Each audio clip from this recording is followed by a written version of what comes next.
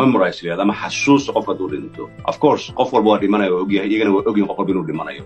marka sida awgeed waa system ay ku soo dhiseen qofkii hadduu dhinto in xasuus ahaan loogu daayo ama gebi ahaan laga xiro qofka intuu nool yahay waxaa loo ogolyahay 5 qofood inuu meesha gasho yiraahdo hadday iga dambeeyaan hebel iyo hebel aan kalsoonahay ayaa passwordkayga wax walba la wareegi kara isla markaana family and friend waxay ahaadaan laakiin dibka weyn wuxuu ka yimaado waxay tahay qofkii haddaanu samaysan dadka intooda badan oo billions ah ee Facebook isticmaala haddii aanu samaysan waxa dhacaya in qof haysta username and passwordkooda ama qof haysta passportkooda inuu meel isbitaal u tago waraaq uu qoro yiraahdo hebel wuu geeriyooday passportkiisana waa kan waxaan doonaynaa in hawada laga saaro oo remembering ama xasuus loo sameeyo arrintaasna runtii systemka Facebook bani aadam ma aha systemka artificial intelligence la yiraahdo aqrinaya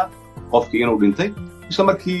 wuxuu gelin remembering dad aad u fara badan ayaa lagu sameeyay especially Soomaaliya waxa lagu sameeyay dadka ra'yi ahaan aad kala duwan tihiin oo kale waa wax aad u foolxun in qof lagu sameeyo cali oo kale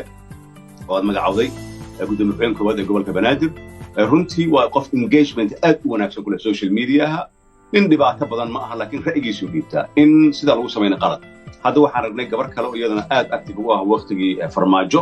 dad aad u fara badan oo lagu dhibaateeyay oo passport xalay xataa waxaan u jeedaa aniga Cabdinaasir passport oo fake ah keego kale oo la sameeyay magaciisa isku qaldan ay soo geliyeen marka arrintan hadda kulley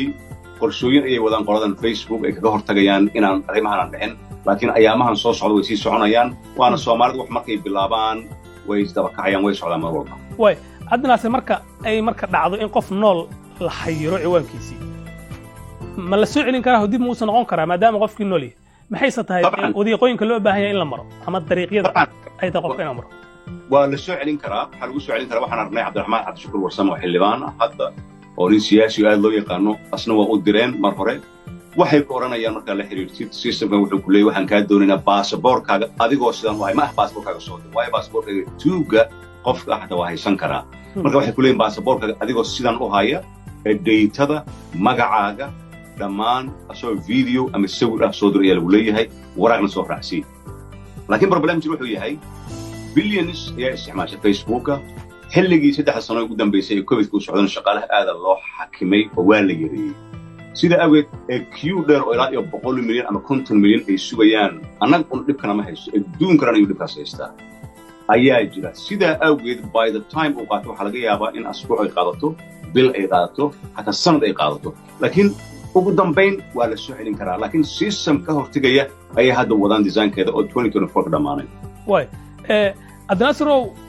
dadka arrimaha lagu eedeynayo inay sameeyeen oo aqoontan u leh adiga kamid ah oo gaar ahaan gabadhii u dambeysay laga xayireen Naciimo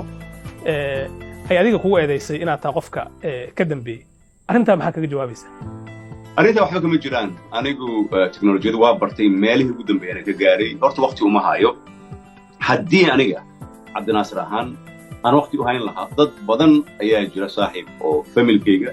hooyaday aabahay aroortayda xaasaskayga maalin walba social media ku shaqeeyo kuwaasna mar hore ka tuuray laakiin aniga weligii inaan social media qof laga jarto soo helmaan never in my life inaan qof u tago gabadhan طبعا xafaaltan baa jiray baraha bulshada ka socday waxay eedad dusha ka saartay ra'iisul wasaaraha Soomaaliya Maxamed Xuseen Roble oo ay tiri sida kuma qasheen lacag buu xaday iyo waxyaalo ka sheegtay reaction baa laga bixinayay oo la lahaa wax asmaan sameeyay marka qofkii ugu horeeyay oo soo galiyay markii meesha laga jabsadayna aan arkay anigu aan soo shirgaray oo runtiina hoos fiican ku soo qoray oo aan iri waa qalad gabadha ra'yi ahaan waa u kala duwanaan kara laakiin gabadhan insaan oo dhibaatay waa qalad marka iyada ra'yigeeda entitlement ay u leedahay inay tiraahdo laakiin waxa fiican wax cadeyn ah laakiin waan ka shaki waan maraan wax ma sameeyo professional ahay waxaan waa bartay waan ku shaqeeyaa laakiin qofka wuxuu aaminsan yahay markaas say u taala waxba adiga kama qaban karto yiraahdo hebel an laakiin haddaan ku iraahdo adaa iga jabsaday cadeenan ku imaan lahaa anigu waxa shaqo ku mali weligeena ma samaynin weligeena uma imaan samaynin way dadka qaar waxay leeyihiin dawladda ayaa ku lug leh oo tilaabooyinka la qaadayo marka ciwaanada dad